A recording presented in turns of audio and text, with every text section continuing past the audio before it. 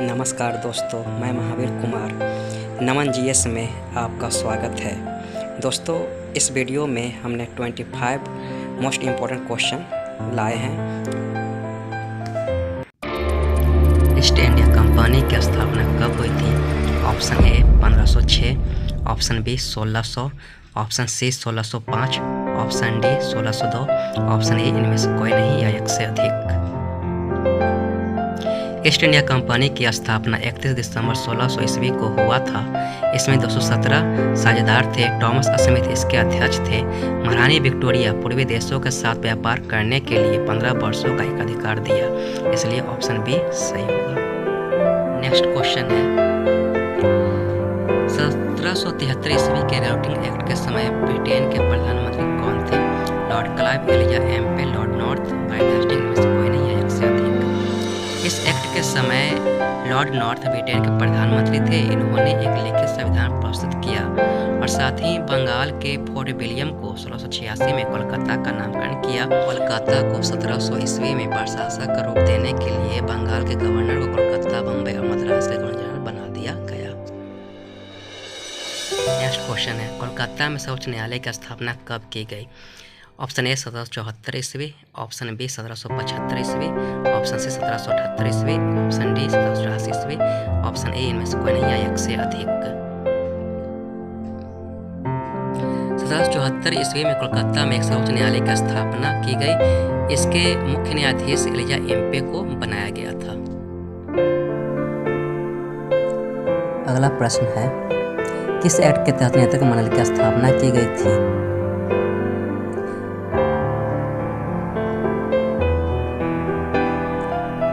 1784 ईस्वी के पिट्स India act के तहत नियंत्रक मंडल की स्थापना की गई थी। इसमें 6 सदस्यीय नियंत्रक मंडल थी। यह नियंत्रक मंडल राजनीतिक क्रियाकलापों को नियंत्रित करने के लिए बनाया गया था। नेक्स्ट क्वेश्चन है, किस एक्ट के विवाद को लेकर लॉर्ड नॉर्थ की सरकार को त्यागपत्र देना पड़ा? पिट्स इंडिया एक्ट 1784, 1793 का चार्टर एक्ट, राउटिंग एक्ट 1773, 1813 का चार्टर एक्ट, इसमें कोई नहीं है या एक से अधिक। पिट्स इंडिया एक्ट के विवाद को लेकर लॉर्ड नॉर्थ तथा फॉक्स की मिलीजुली सरकार को त्याग पत्र देना पड़ा।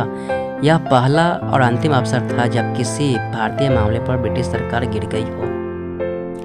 किस एक्ट के तहत नियंत्रक मंडल के सदस्यों को भारतीय राजस्व से वेतन देने की व्यवस्था की गई?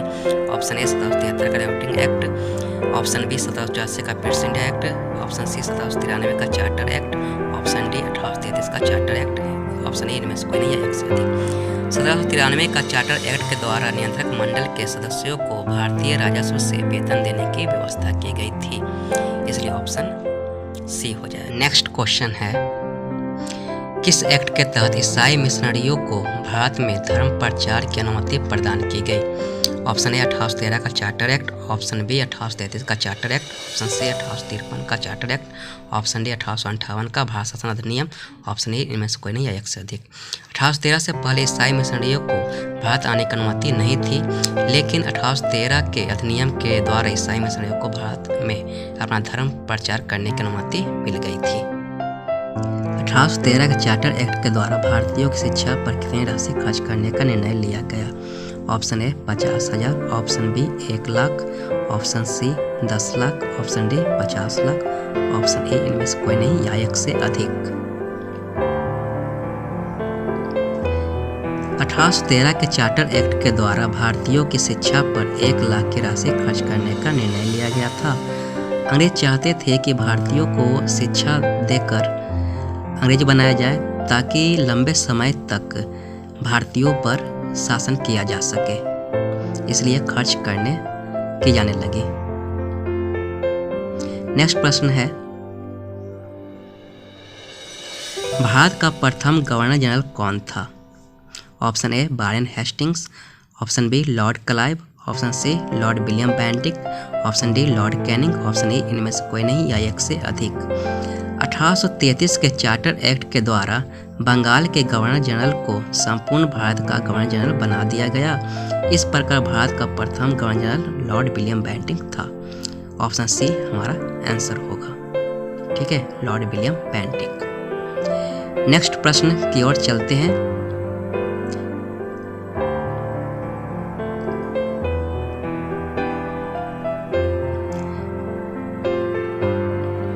प्रथम विधि अधिकारी कौन थे?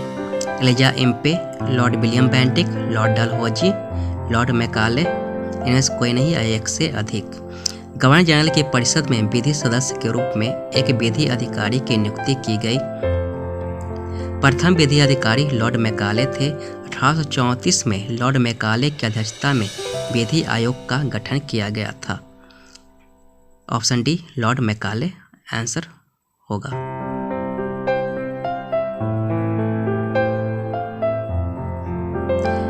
नेक्स्ट प्रश्न की ओर चलते हैं। निम्नलिखित में से किस अधिनियम द्वारा भारत के गवर्नर जनरल को अध्यादेश जारी करने की शक्ति प्रदान की गई थी? भारतीय परिषद अधिनियम 1861 के तहत गवर्नर जनरल को अध्यादेश जारी करने की शक्ति प्रदान की गई थी। इसमें न्यूनतम 6 सदस्य थे और अधिकतम 12 सदस्य निर्धारित की गई थी। वायसराय को मनोनीत करने की भी शक्ति दी गई थी। इसका आंसर ऑप्शन बी होगा। महारानी विक्टोरिया को भारत की साम्राज्ञी नियुक्त किया गया। ऑप्शन ए 1885 ईस्वी, ऑप्शन बी 1876 ईस्वी, ऑप्शन सी 1866 ईस्वी, ऑप्शन डी 1858 ईस्वी, ऑप्शन ए इनमें से कोई नहीं या एक से अधिक। शाही उपाधि अधिनियम 1876 ईस्वी के तहत 28 अप्रैल 1876 ईस्वी को एक घोषणा द्वारा महारानी विक्टोरिया को भारत की साम्राज्ञी घोषित किया गया। ऑप्शन बी आंसर होगा। नेक्स्ट क्वेश्चन है, प्रथम वायसराय कौन थे? Option A Warren Hastings, option B Lord William Bentinck, option C Lord Canning, option D Lord Mountbatten, option A इनमें से कोई नहीं या एक से अधिक। 1858 ईस्वी का भारत शासन अधिनियम के तहत भारत का गवर्नर जनरल का नाम बदलकर वायसराय कर दिया गया। इस प्रकार गवर्नर जनरल लॉर्ड कैनिंग अंतिम गवर्नर जनरल एवं प्रथम वायसराय हुए। ऑप्शन सी इसका आंसर होगा।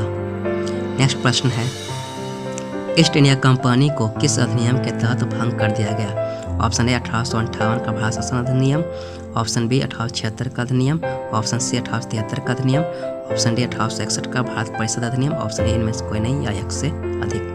1873 ईस्वी के अधिनियम के तहत यह बंद किया गया कि ईस्ट इंडिया कंपनी को किसी भी समय भंग किया जा सकता है।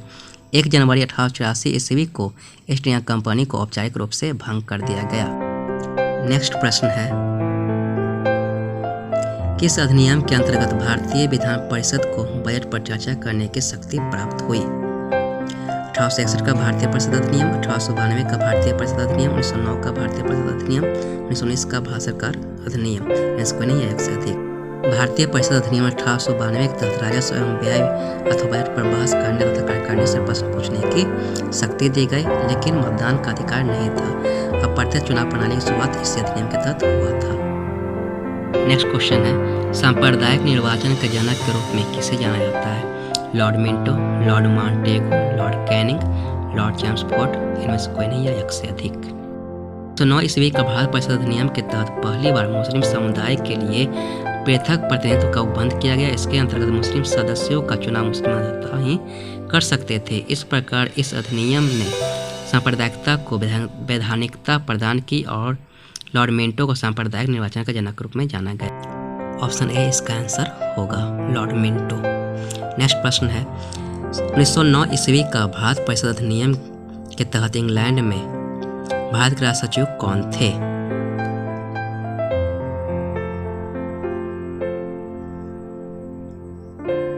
उन्नीस सौ 9 ईस्वी में लॉर्ड मार्ले इंग्लैंड में भारत के राज सचिव थे और लॉर्ड मिंटो भारत के वायसराय थे।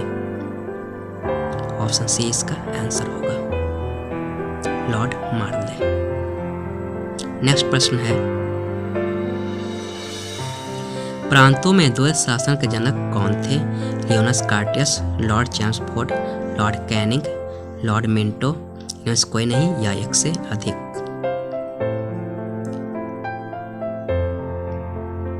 1919 ईस्वी का भारत शासन अधिनियम के तहत प्रांतों में द्वैत शासन प्रणाली के प्रवर्तन किया गया। प्रांतों में द्वैत शासन जनक लियोनस कार्टियस थे। 1919 ईस्वी के अधिनियम को मॉन्टेगो चैम्सफोर्ड सुधार भी कहते हैं। ऑप्शन ए आंसर होगा। नेक्स्ट प्रश्न है, वायसराय की कार्यपालिका परिषद के प्रथम भारतीय सदस्य कौन बने थे? लॉर्ड मार्ले, सत्येंद्र प्रसाद सिन्हा, राजा राम मोहन राय, महात्मा गांधी, इनमें से कोई नहीं या एक से अधिक। सत्येंद्र प्रसाद सिन्हा को वायसराय की कार्यपालिका परिषद के प्रथम भारतीय सदस्य बनाया गया था। यह 1919 ईस्वी के अधिनियम के तहत किया गया था। उन्हें विधि सदस्य भी बनाया गया था। भारत में पहली बार महिलाओं को वोट देने का अधिकार किस अधिनियम के तहत मिला था? 1909 ईस्वी का भारत परिषद अधिनियम, 1919 ईस्वी का भारत शासन अधिनियम, 1935 का भारत शासन अधिनियम, 1892 का भारत परिषद अधिनियम, इनमें से कोई नहीं या एक से अधिक। भारत शासन अधिनियम 1919 के तहत भारत में पहली बार महिलाओं को वोट देने का अधिकार मिला। उस समय इंग्लैंड के प्रधानमंत्री लॉर्ड जॉर्ज था। ऑप्शन बी इसका आंसर होगा। नेक्स्ट प्रश्न है,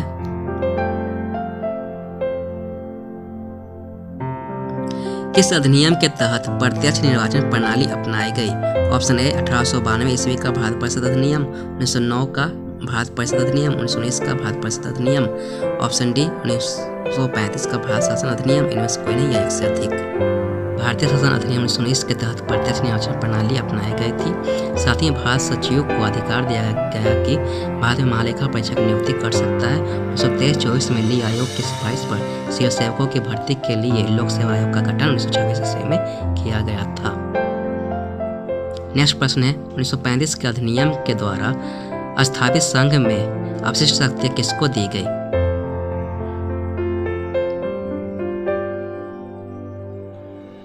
इसका राइट आंसर हो जाएगा गवर्नर जनरल को। 1935 ईस्वी के अधिनियम के तहत केंद्र तथा प्रांतों के मध्य शक्तियों का विभाजन 3 सूचियों में किया गया, संघ सूची, प्रांतीय सूची, संवर्धित सूची, जिसमें अवशिष्ट शक्तियां गवर्नर जनरल को दी गई। साथ ही विदेशी प्रतिरक्षा तथा आपातकालीन शक्ति भी गवर्नर जनरल को ही दिया गया था। ऑप्शन सी इसका आंसर होगा। अखिल भारतीय संघ स्थापित करने का प्रावधान शामिल किया गया था किस अधिनियम के तहत?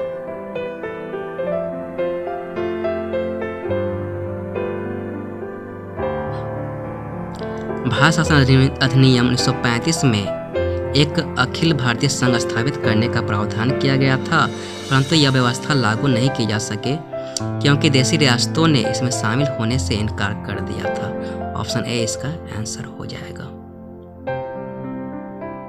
नेक्स्ट प्रश्न है, किस अधिनियम के फलस्वरूप बर्मा को भारत से अलग किया गया था?